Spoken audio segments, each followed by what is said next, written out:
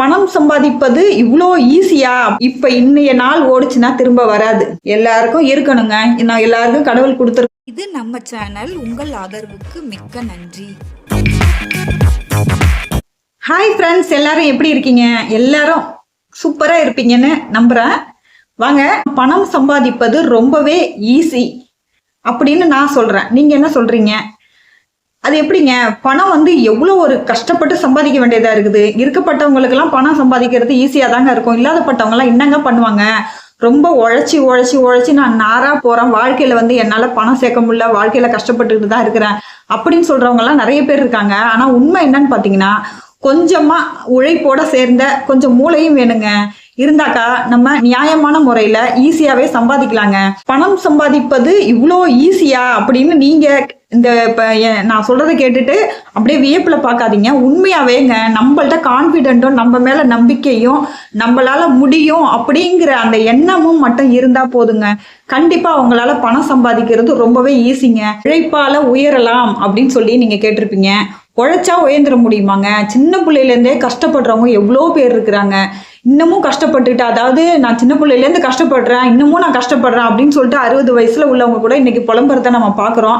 ஆனால் என்னால் பெரிய லெவலில் எந்த சொத்துமே சேர்க்க முடியல, நானும் எவ்வளவோ கஷ்டப்பட்டு பார்த்துட்டேன், நான் எவ்வளவோ உழைச்சிட்டேன், என்ன மாதிரி உழைச்சவங்க இருக்கவே முடியாது, ஆனால் என்னால் பணம் சேர்க்க முடியல, பணம் சம்பாதிக்கிறது ரொம்ப கஷ்டமாக இருக்குது, என்னால் முடியல, நான் என்ன பண்ண முடியும், என்னால் முடிஞ்சது சாப்பாட்டுக்கு பார்க்குறேன், அவ்வளோதான், வேற எதுவும் என்னால் பண்ண முடியல அப்படின்னு சொல்லிட்டு நிறைய பேர் இன்னைக்கு வாழ்க்கையில் ரொம்ப புலம்பிட்டு இருக்கிறாங்க. அது மாதிரி படித்த இளைஞர்கள் பார்த்தீங்கன்னா சரியான வேலை கிடைக்காம இன்னைக்கு சாதாரண கம்பெனிலேயோ படித்த படிப்புக்குரிய வேலை கிடைக்காத ரொம்பவே கஷ்டப்பட்டுட்டு இன்னைக்கு புலம்பிட்டு இருக்கிறாங்க. நான் பிஇ படிச்சுட்டு பாருங்க, இன்னைக்கு சாதாரணமாக இந்த கம்பெனியில் நான் வேலை பார்த்துருக்கேன், என்னோட படிப்புக்கும் இதுக்கும் சம்மந்தமே கிடையாது அப்படின்னு சொல்லிட்டு புலம்புறவங்கள நிறைய பேர் நம்ம பார்த்துருக்குறோம்.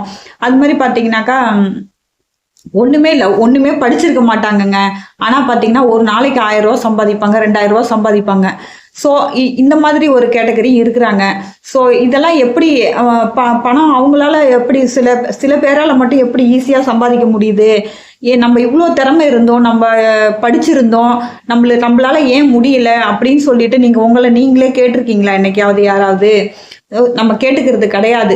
மற்றவங்களை பார்த்து தான் நம்ம இவங்க இப்படி ஈஸியாக சம்பாதிக்கிறாங்க, இவங்களால ஈஸியாக சம்பாதிக்க முடியுது அப்படின்லாம் நம்ம புலம்புறோமே தவிர, அவங்க அதாவது என்ன மாதிரியா அவங்க சம்பாதிக்கிறாங்க, அவங்க அதுக்கு என்ன யூஸ் பண்ணாங்க, என்ன ட்ரிக்ஸ் யூஸ் பண்ணாங்க அப்படின்றத நம்ம என்னைக்குமே யோசிக்கிறதே கிடையாதுங்க. நியாயமான முறையில் சம்பாதிக்கிறாங்க, அநியாயமான முறையில் சம்பாதிக்கிறாங்க.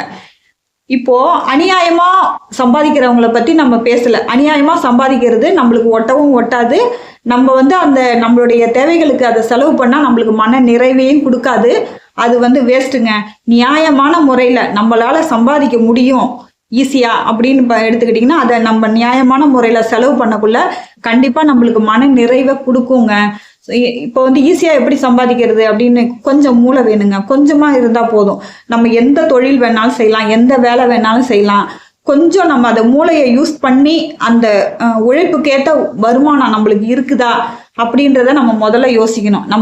நம்ம படித்த படிப்புக்கு வேலை இருக்குதா, வேலை கிடைக்கலையா, அப்போ நம்மளால ஏன் சுயமா ஒரு தொழில் தொடங்க முடியாது அப்படின்னு நம்ம யாருமே யோசிக்கிறது இல்லை. நம்மளால இது முடியாது அப்படின்னு நினச்சிக்கிட்டு கிடைக்கிற வேலையை நம்ம செஞ்சுக்கிட்டு இன்னைக்கு காலகட்டங்கள் ஓடுறதுனால தான் இவ்வளோ கஷ்டங்களுமே இருக்குதுங்க. இப்போ படிச்சுட்டாக்கா எல்லாருமே நல்ல வேலைக்கு போயிட முடியுமா அப்படின்னு பார்த்தாலும் கிடையவே கிடையாது. நிறைய பேர் படித்தவங்க வேலை இல்லாமல் இருக்கிறாங்க, சரியான வேலை அமையாமல் இருக்காங்க, சரியான சேலரி அமையாமல் இருக்கிறாங்க. ஸோ எதிர்காலத்தில் சம்பாதிச்சிடலாம் எப்படியாது அப்படின்னு சொல்லி யோசிக்கிறாங்களே தவிர, அதை எப்படி இப்போ இன்னைய நாள் ஓடுச்சுன்னா திரும்ப வராது, நாளை பொழுது வந்துச்சுன்னா அது அப்படிதான் போகுங்க தவிர ஒரு நாளும். இன்னைக்கு நாம என்ன முயற்சி பண்ணணும், நம்ம நாளைக்கு சம்பாதிச்சுக்கலாம், நம்ம யோசிச்ச இதுக்கு நாம இன்னைக்கு என்ன பண்ணணும்ன்றது யாருமே அதை ரியலைஸ் பண்றதே கிடையாதுங்க. இப்ப இதெல்லாம் சொல்றீங்க, ரைட்டுங்க, எப்படிங்க ஈஸியா சம்பாதிக்கிறது அதை சொல்லுங்க. மூளை இருந்துட்டா போதுமா? எல்லாருக்கும் அந்த மூளை இருக்குமா? எல்லாருக்கும் இருக்கணுங்க. நான் எல்லாருக்கும் கடவுள் கொடுத்துருக்கான் மூளை. ஆனா நம்ம அதை யூட்டிலைஸ் பண்றது கிடையாது. அதுக்காக அனில் அம்பானியாவோ டாடா பிர்லாவாவோ இருக்கணும்னு அவசியம் கிடையாதுங்க. அந்த அளவுக்கு நம்ம சம்பாதிச்சாதான் நம்ம பணக்காரவங்க, கோடீஸ்வரங்க, நம்மள்ட்ட லட்ச லட்சமா பணம் இருந்தாதான் அப்படின்றதும் அர்த்தம் கிடையவே கிடையாதுங்க. இன்னைக்கு நம்மளோட திறமையால, நம்மளுடைய உழைப்பால இன்னைக்கு நியாயமான முறையில ஒரு 100 ரூபாய் சம்பாதிச்சா கூட அந்த 100 ரூபாய் நம்ம செலவு பண்ணக்குள்ள கண்டிப்பா திருப்தி தான், நம்மளுக்கு அந்த செலவு பண்ணதுக்கான திருப்தி நம்மளுக்கு கிடைக்குங்க. அதுதாங்க உண்மையான ஒரு விஷயம். அந்த 100 ரூபாய் கிடைக்குது பாத்தீங்களா, அந்த 100 ரூபாய்க்கு உன்னுடைய மூளை, உன்னுடைய உழைப்பை தான் நீங்க பயன்படுத்திருப்பீங்க. ஸோ அதுவே பெரிய விஷயம்தான். ஆனா அதையே கொஞ்சம் மூளையை செலவு பண்ணி இன்னைக்கு 100 ரூபாய் சம்பாதிக்கிறோமா, இன்னைக்கு அந்த 100 ரூபாயோட இன்னும் ஒரு 10 ரூபாய் சேர்த்து சம்பாதிக்கணும்னு நம்ம மனசுல நினைச்சாலே போதுங்க. அந்த 100 ரூபான்றது, நான் உதாரணத்துக்கு தான் சொல்றேன், 100 ரூபான்றது ஒரு நாளைக்கு 100 ரூபாய் சம்பாதிக்கிறவங்களும் இருக்கிறாங்க, 1000 ரூபாய் சம்பாதிக்கிறாங்க, அவங்களுடைய தகுதிக்கு ஏற்ற மாதிரி சம்பாதிக்கிறாங்க. ஸோ இந்த ஒரு 100 ரூபாய் இன்னைக்கு வருது அப்படின்னாக்கா, இன்னைக்கு ஒரு 10 ரூபாய் எக்ஸ்ட்ரா ஏதாவது சம்பாதிக்க முடியுமா அப்படின்றத நம்ம யோசிக்கணும். சரிங்க, 10 ரூபாய் தானே, ஈஸியா சம்பாதிச்சிடலாம் அப்படின்னு நம்மளுக்கு மனசு தோணுது தானே. இப்போ அதாங்க, வேற ஒண்ணுமே கிடையாதுங்க. நம்ம பணம் ஈஸியா சம்பாதிக்கிறதுக்கான வழியில இது இந்த ஒரு விஷயத்த மட்டும் நீங்க யோசிங்க.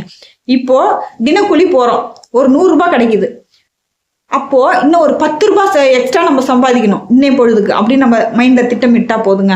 அந்த 10 ரூபாய் எப்படிங்க சம்பாதிக்கலாம்?